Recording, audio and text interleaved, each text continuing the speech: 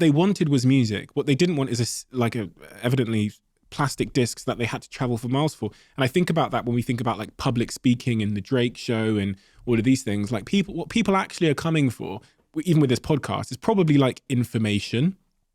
But do they really need us anymore for that information when there's going to be a sentient being that's significantly smarter than at least me and a little bit smarter than you? So, so kind. So you're spot on. You are spot on. And actually, this is the reason why I'm so grateful that you're hosting this, because the truth is the genie's out of the bottle. Okay. So, people tell me, is AI game over? For our way of life, it is. Okay. For everything we've known, this is a very disruptive moment where maybe not tomorrow, but in the near future, our way of life will differ. Okay. What will happen? What I'm asking people to do is to start considering what that means to your life. What I'm asking governments to do like I'm screaming, is don't wait until the first patient. Start doing something about. We're about to see mass job losses. We're about to see, replacements of categories of jobs at large. Okay.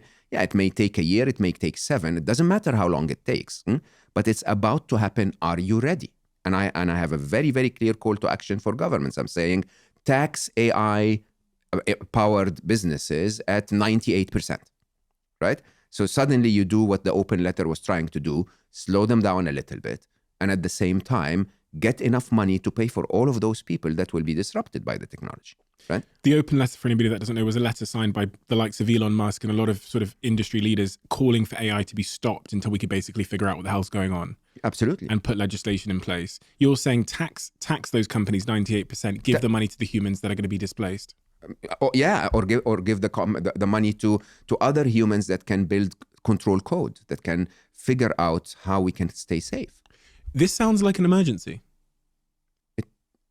How do I say this? You remember when you played Tetris? Yeah.